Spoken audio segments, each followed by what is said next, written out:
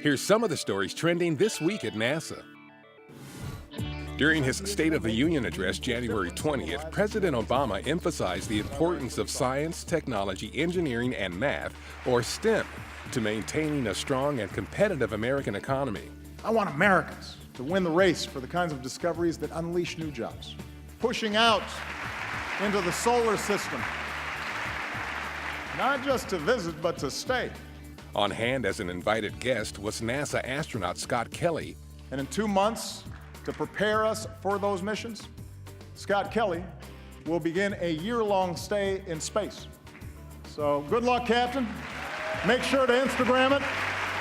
The president acknowledged how this and other NASA research and technology efforts are preparing the United States for deep space travel and returning benefits to humanity. The next day, NASA helped highlight and expand on the STEM messages from the president's address during the White House's third annual State of STEM event.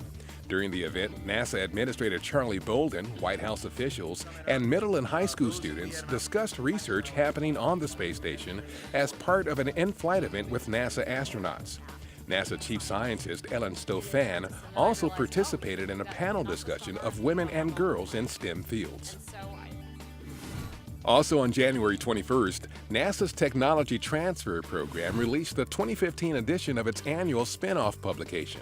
Published every year since 1976, Spinoff highlights NASA initiatives that have resulted in technologies with commercial and societal benefits across the economy.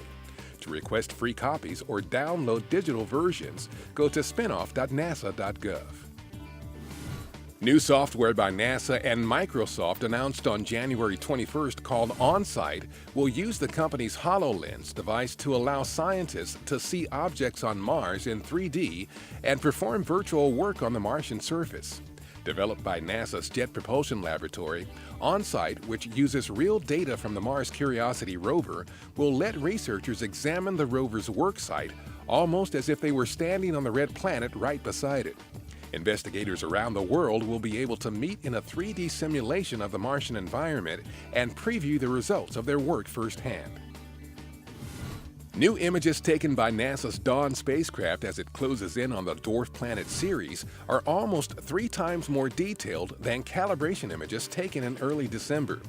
Over the next several weeks, Dawn will deliver increasingly better images leading up to the spacecraft's capture into orbit around Ceres on March 6th.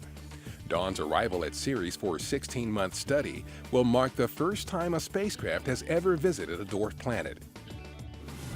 NASA's Space Communications and Navigation, or SCAN program, hosted a workshop recently at NASA headquarters to review and assess emerging space navigation and communications technology for possible use on future missions and identify any potential knowledge and/or capability gaps that exist.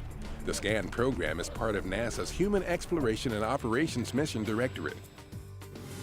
The 2014 Zero Robotics Championship recently took place aboard the International Space Station.